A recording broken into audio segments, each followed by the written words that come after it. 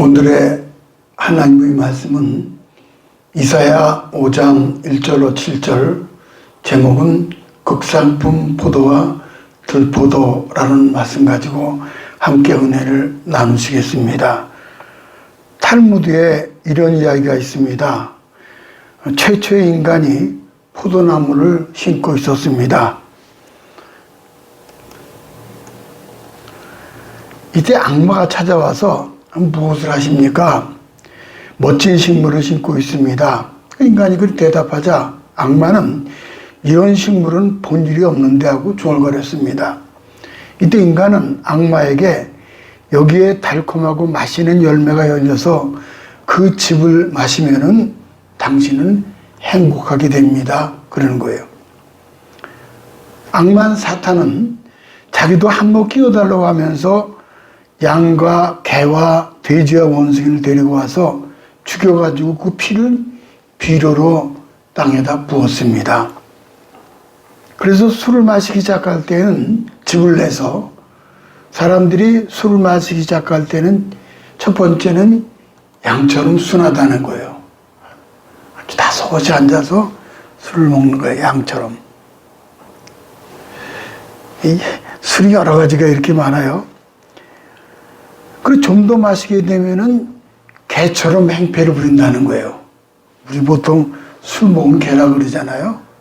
이게 개처럼. 술 먹는 개가 된다. 그리고 더 마시면은 돼지처럼 더럽게 된다는 거예요. 돼지처럼 더럽게 된다. 그리고 아주 술을 지나치게 마시게 되면은 원숭이가 된다는 거예요. 그리고 춤추고 노래 부르고 특별히 해롱거리고 그런 모습을 보죠. 술 마시면 사람 저렇게 돼요. 악마가 인간에게 준 저주의 선물입니다. 기원전 2000년 전부터 이탈리아, 로마, 팔레스틴 전체가 포도주 산지였습니다. 현재 포도주 생산은 1, 2위를 다투는 프랑스로 퍼져가고 유럽 전체와 마침내 전 세계에 포도주가 퍼졌습니다. 우리나라도 보니까 뭐 무슨 와인 동굴 어쩌고 무슨 그러잖아요. 온 세상이 와인 세상으로 변했습니다. 황홀한 세상이 되었어요. 그러나 아무리 포도주가 황홀해도 인간을 죄와 사망에서 구원해 주지는 못해요. 예수 그리스도는 이스라엘의 참 포도나무로 오셔서 십자가에 죽으시고 인류에게 구원의 열매를 맺으셨습니다. 복음이 확산된 길은 포도주가 이동하는 길과 같아요. 사도 바울께서 로마로 복음을 전했고 로마가 닦은 길을 따라서 전 인류의 가슴에 오늘날 이제 그 교회가 있게 된 거죠. 그 길을 따라서 포도주가 가는 곳마다 교회가 서게 된 거죠. 전 세계로 퍼지게 된 거죠. 그 길을 따라서 포도주로 예수님의 피를 기리는 성찬이 이어지고 생명의 구원, 극상문 포도나무가 이제 확산된 거죠. 본문은 포도원의 노래라고 부릅니다. 하나님을 포도원 주인으로, 유다를 포도원으로, 포도나무를 유다 사람으로 비유해서 멸망을 예언한 겁니다. 포도원 주인이 기름지고 비옥한 언덕에다가 포도원을 만들었습니다. 거친 돌들을 제하고 땅을 파고 밭을 부드럽게 갈았습니다. 울타리를 쳤습니다. 극상품 포도나무를 심고 망대를 세워서 들짐승으로부터 지켰습니다. 열매가 열리면은 즙을 짜는 술터를 만들고 그렇게 포도즙을 기대를 했습니다. 그런데 수확해 떫고 쓴맛이 나는 들포도를 맺히게 된 거예요. 그래서 하나님은 담을 허물어서 짐승들이 먹고 짓밟도록 한 거죠. 그러나 신약에 와서 예수님의 몸 되신 교회를 통해서 다시 회복해 주셔서 극상품 포도나무 열매를 맺게 하시는 것이 이제 이스라엘 역사요, 우리 생명의 역사를 볼 수가 있죠. 이제 첫 번째는 포도원을 향한 하나님의 노래와 심판을 보시겠습니다. 2절을 보니까는 땅을 파서 돌을 제하고 극상품 포도나무를 심었도다. 그 중에 망대를 세웠고 또 그 안에 술들을 팠도다. 좋은 포도 맺기를 바랐더니 들포도를 맺혔도다. 하나님께서는 매우 기름진 산에 포도원을 만드셨죠. 건설하셨죠. 농장을 만드신 거예요. 배수가 잘 되도록 땅을 팠고 뿌리가 깊이 내리도록 돌도 골라냈습니다. 뿐만 아니라 극상품 포도나무를 심고 그리고 망대와 술틀을 만들고 그렇게 4년을 기다렸습니다. 근데 막상 맺힌 열매는 향이 좋고 알이 굵은 극상품 포도가 아니라 향이 없고 떫고 흉한 들포도를 맺히게 된 겁니다. 그렇게 들포도를 맺혔죠. 본문은 노래를 듣고 있는 유다 백성들에게 이사야 선지자께서 하신 말씀이 만약 네가 이런 포도나무 주인이라면 어떻게 하겠느냐? 그걸 지금 묻고 있는 거죠. 3절에 보니까 이렇게 또 말씀하죠. 예루살렘 주민과 유다 사람들아 구하노니 이제 나와 내 포도원 사이에서 사리를 판단하라. 이사야 선지자는 이 비유에 대한 해석까지 제공하고 있습니다. 하나님은 포도원 주인이시고 하나님께서 만드신 포도원은 이스라엘 족속이고 포도나무는 유다 백성입니다.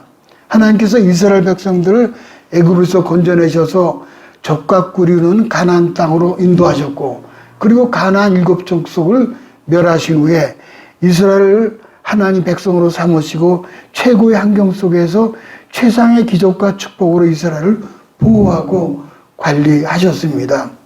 이처럼 하나님께서는 이스라엘을 최고의 포도원과 같은 나라를 만들어주시고 그들에게 2가지 요구하셨죠. 그게 뭐예요?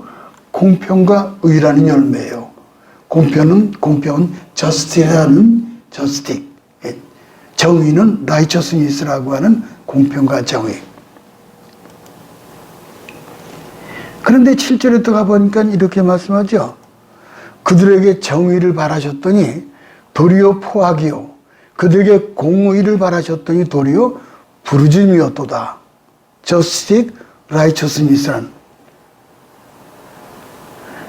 유다는 하나님의 소원대로 좋은 포도를 맺지 못하고 들포도를 맺고 말았습니다. 따라서 하나님께서는 유다 고민들에게 이 상황을 어떻게 판단할 것인지를 물으신 겁니다. 하나님은 자신의 입장을 밝히셨어요. 4절을 가볼까요? 내가 내 포도원을 위하여 행한 것 외에 무엇을 더 할 것이 있으랴. 내가 좋은 포도 맺기를 기다렸거늘 들포도를 맺음이 어찌 일인고. 하나님께서 더 이상 포도원에 행할 것이 없을 만큼 모든 것을 다 제공해 주셨기 때문에 들포도를 열매를 맺은 책임은 전적으로 유다에게 있다는 거예요. 이들은 들포도 열매를 맺은 것에 대해서 변명, 책임을 회피, 그걸 할 수가 없어요. 이처럼 변명의 여지가 없는 질책을 던지신 후에 하나님께서 다음과 같은 선고를 내리셨습니다. 5, 6절 가볼까요? 이제 내가 내 포도원에 어떻게 행할지를 너희에게 이르리라. 내가 그 울타리를 걷어먹힘을 당하게 하며 그 담을 헐어 짓밟히게 할 것이요. 내가 그것을 황폐케 하리니 다시는 가지를 자름이나 북을 돋우지 못하여 질레와 가시가 날 것이며 내가 또 그 구름 위에 명하여 그 위에 비를 내리지 못하게 하리라. 농사를 열심히 지었는데 추수할 때 나달마다 모두 빈 쭉정이만 맺혔다면 어떻게 하시겠습니까? 분노해서 농가밭을 모두 갈아엎어 말 것입니다. 당연한 반응이죠. 하나님께서 수고해서 지은 농사가 헛된 열매를 거둔 것에 대해서 실망을 감출 수가 없습니다. 그래서 먼저 포도원의 울타리를 걷어먹기는 당하게 할 것이라는 거예요. 울타리는 모두 헐어버려서 멧돼지의 짐승이 들어와서 신경 쓰지 않는다는 거예요. 또 다시는 가지치기도 북을 돋우지 않겠다라고 말씀하셔요. 북을 돋는다는 것은 흙으로 북을 잘 돋워주면은 이제 이렇게 포도나무를 잘 돋아주는 거죠. 그러면은 나무가 뿌리를 깊이 내리고 줄기가 흔들리지 않습니다. 신경 쓰지 않겠다는 거예요. 그래서 결국 이 포도원에는 진료와 형국, 즉 그 가시나무가 자라게 된 거죠.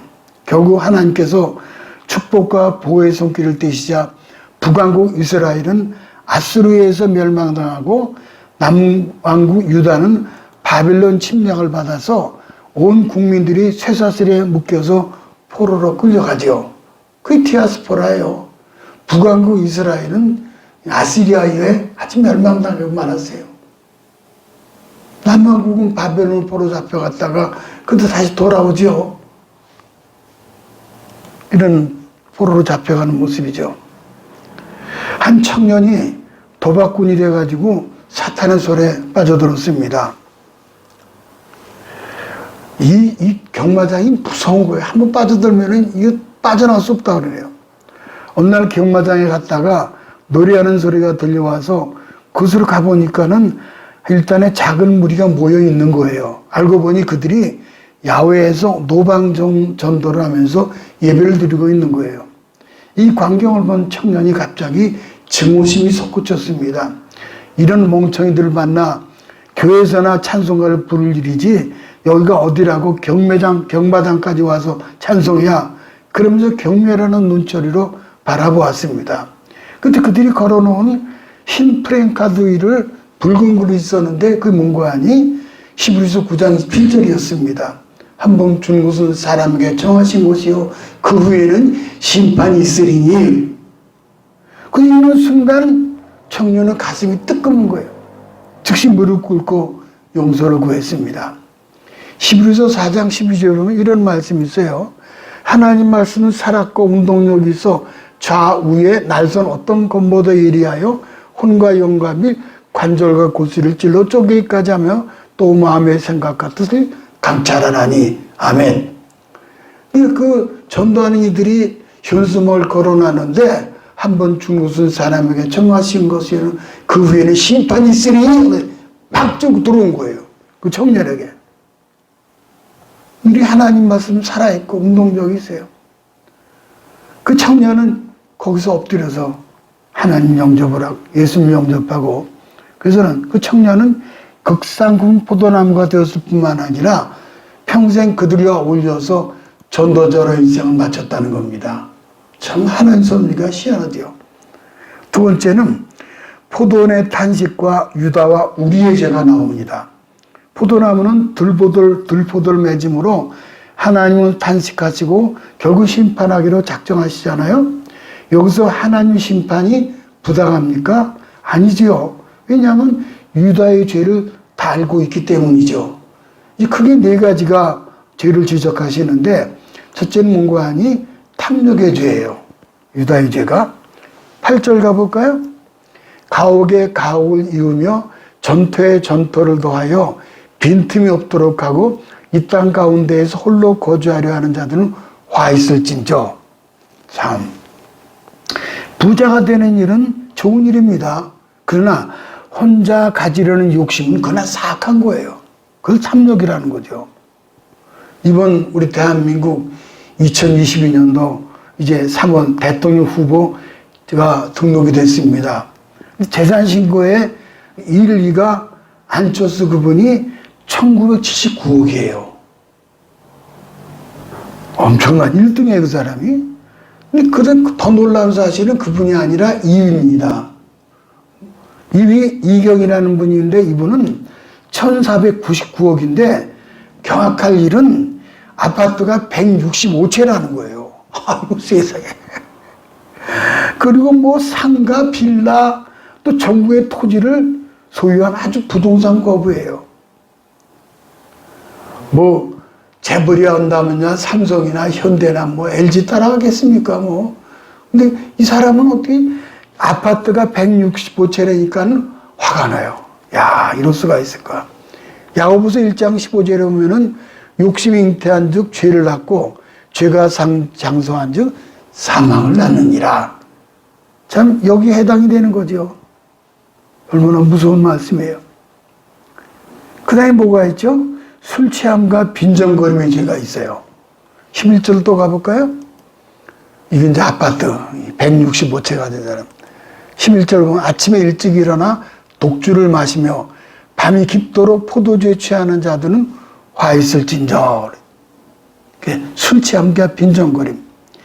유다는 그러니까 이런 모습이죠. 술 먹는 거.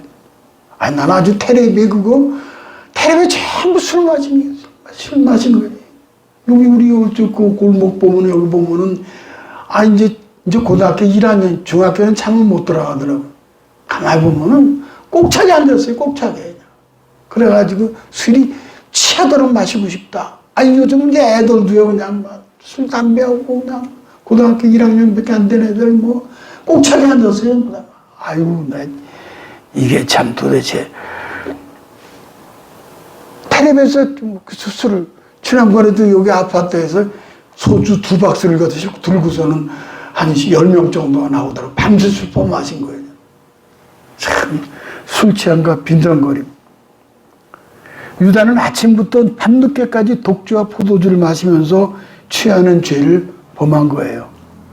19절에 보니까 그들이 이르기를 그는 그 일을 속속히 이루어 우리로 보게 할 것이며 이스라엘의 거룩한 자는 그 도모를 속히 임하게 하여 우리로 알게 할 것이라 하는도다.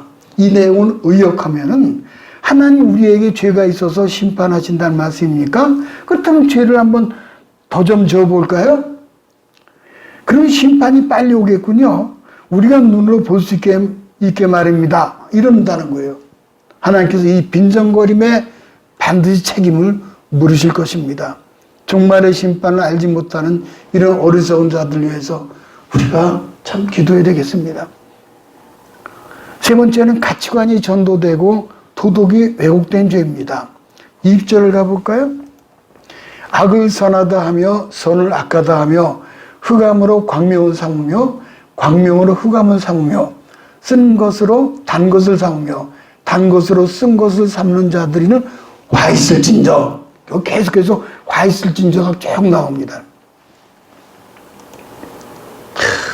이거는 어느 신문사에서 그린 것인데 총체적 부패다. 낙하산 인사, 서두르자 끝물이다. 처음 입에다는 돈을 갖다 물었어요. 전부 다. 아이고, 이게 도대체 이게 뭐 하는 거예요?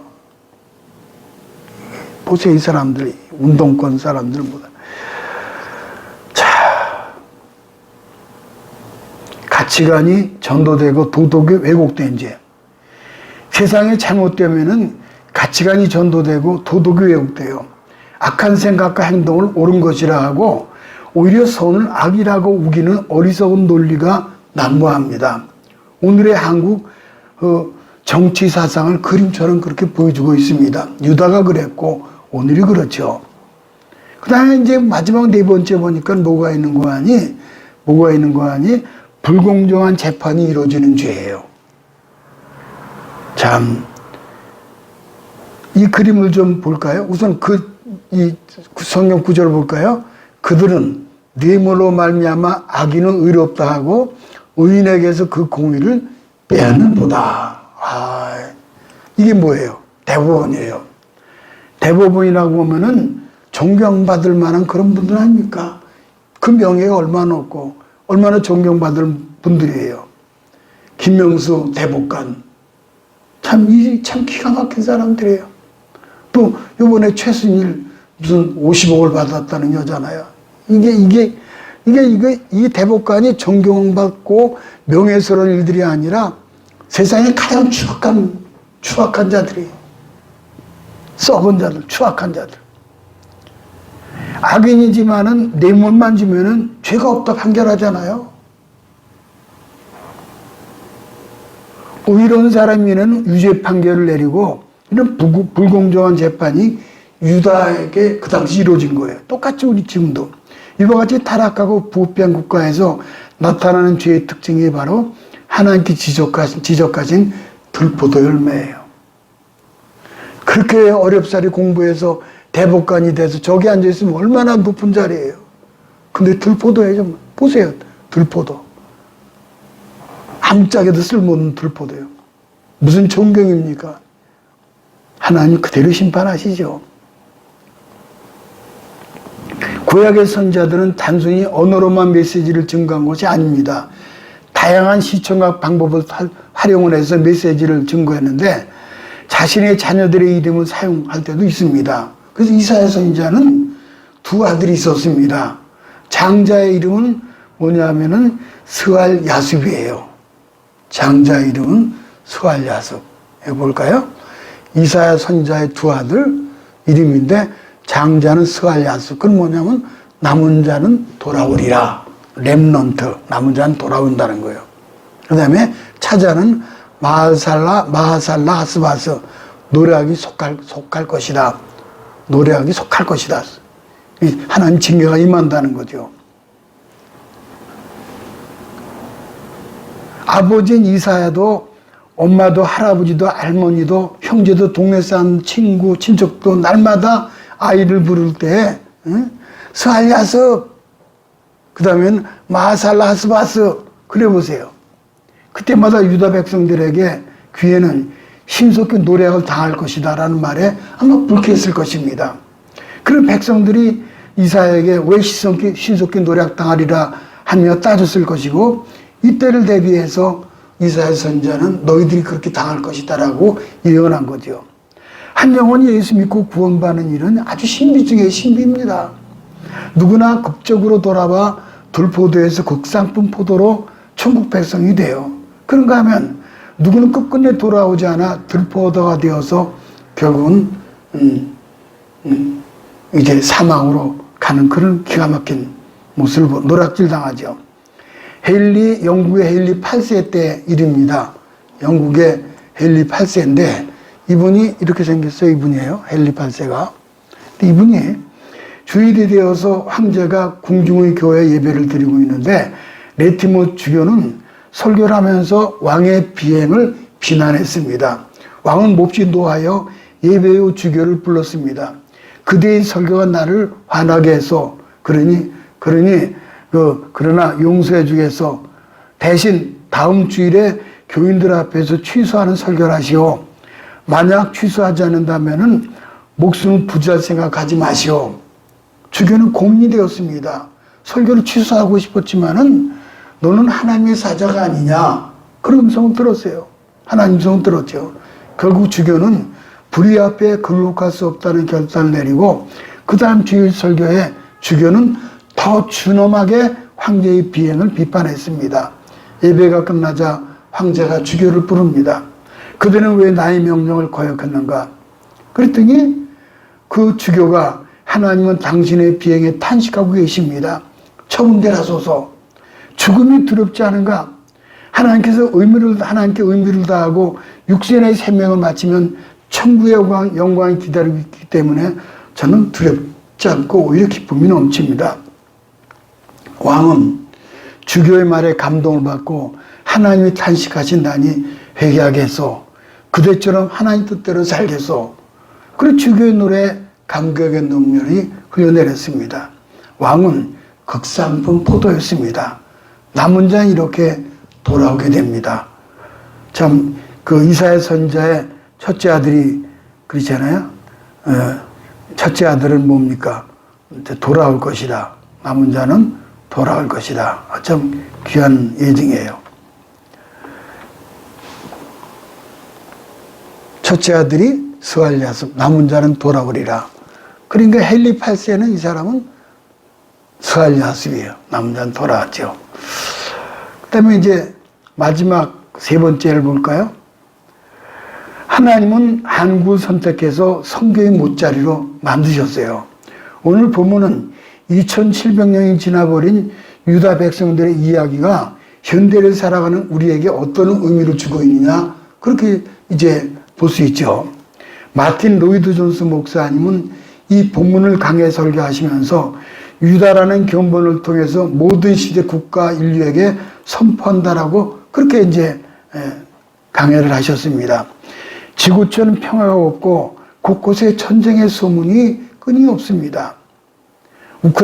우크라이나 러시아 침공을 앞두고 있잖아요, 지금.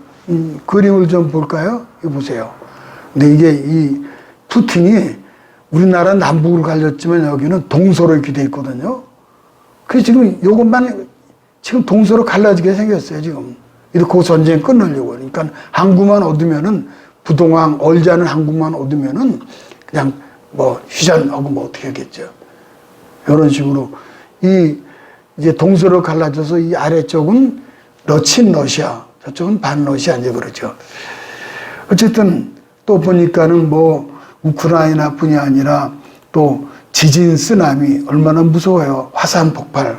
이거 보세요 또. 지진, 쓰나미, 화산 폭발, 태풍, 허리케인, 토네이도, 무슨 가뭄, 산불, 홍수 등 기후의 변화로 인해서 빙하가 녹고 사막이 눈이 내려 자연재해가 지금 일어나고 있습니다. 한국교회는 1990년대를 지나서 2000년까지 개신교 인구가 엄청나게 폭발적으로 증가하다가 지금 현실은 감소하는 증상이 현실입니다. 안타깝죠. 그런 와중에도 한국교회가 해외로 파송한 선교사가 규모면에서 미국다움 2위가 됩니다. 한국선교연구원이 발표한 2000년 한국선교 현황을 살펴보면은 한국교회는 2000년 말 현재 136개 선교기관을 통해서 162개국에 8,103명의 선교사를 파송해서 땅끝까지 그야말로 복음을 전파하고 있습니다. 참 대단하죠. 하나님의 신약에서 예수님 이후 구원받은 그리스도인과 교회를 새 이스라엘로 삼으시고 그들에게 큰 은혜를 베푸시고 동일한 사명을 주셨어요. 그것이 베드로전서 2장 9절이죠. 너희는 택하신 족속이요 왕같은 제사장되요 거룩한 나라의 그의 소유되는 백성인 이는 너희를 어두운 데서 불러내어 그의 기이한 빛에 들어가게 하신 자의 아름다운 덕을 선전하게 하려 하십니다. 택한 백성으로 왕같은 제사장과 거룩한 나라의 사명을 감당하라고 우리에게 말씀하고 계십니다. 그렇다면 오늘 우리 그리스도인들과 한국교회는 더 나아가 대한민국과 이 백성이 어떻게 살아야 합니까? 구약 이스라엘 역사를 반면교사로 삼아서 그 역사의 전체를 받지 말고 복된 미래를 준비해야 할 것입니다. 한국 사람이 중동에 가서 가장 놀라운 일에 직면한 일은 종교의 분위기입니다.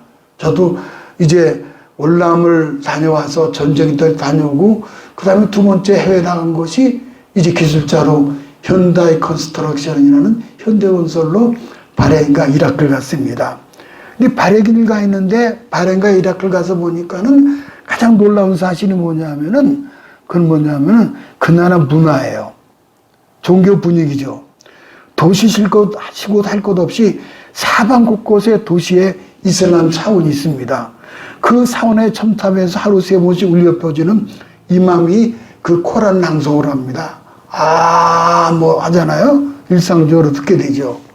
이게 보세요. 이게 이슬람 사원에서 나온 코란을 낭송하죠.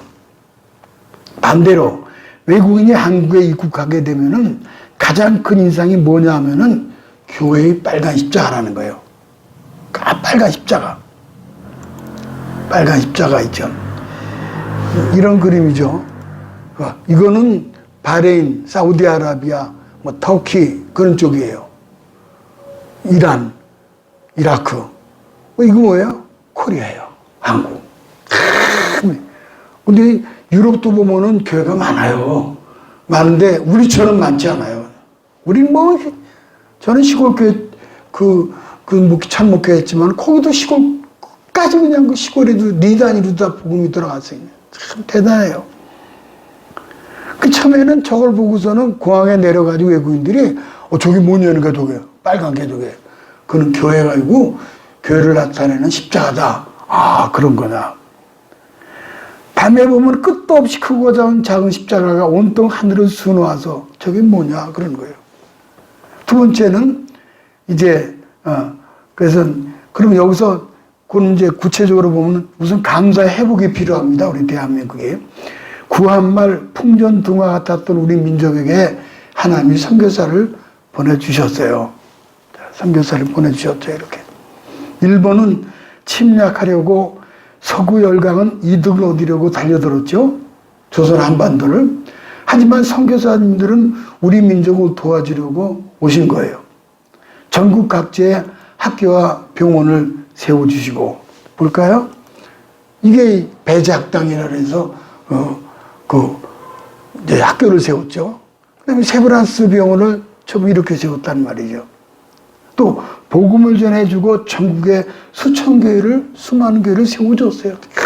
의무리양으로 세워줬죠. 이거는 제가 참목회했던 공주 송문이라고 하는 송문교 작은 교회입니다. 여기 제 참목회지예요. 지금 교회를 새로 지었습니다. 이건 사택이고 여기서 복음을 전하고 그랬죠. 세계 기독교 역사를 보면 우리나라에 온 선교사만큼 순수한 복음으로 섬긴 유례가 없다고 그래요. 숫자적으로도 엄청났죠. 3,000명의 선교사가 일제히 36년의 고난 중에 6.25 전쟁과 그 후에 폐허 개 이민족을 섬겨주었습니다. 이 모든 것이 하나님의 사랑과 은혜였죠. 그래서 이제 한국은 선교의 못자리가 되었다고 그러죠. 6.25 전쟁 당시에 세계 여러 나라의 군사 원조 그리고 전후에 경제 원조가 줄이었죠. 우리 그렇게 자랐어요. 밀가루, 그 우유가루 타서 먹고 그랬어요. 그렇게 자랐어요. 구워 물자 옷을 입고 신을 신고 그렇게 자랐죠. 공사나 위기 상황에서 이루어진 유엔군 파병은 아무리 생각해도 하나님의 놀라운 섭리가 아닐 수 없습니다. 전쟁 후 폐허가 된 가운데 1인당 국민소득은 67달러에 불과했죠.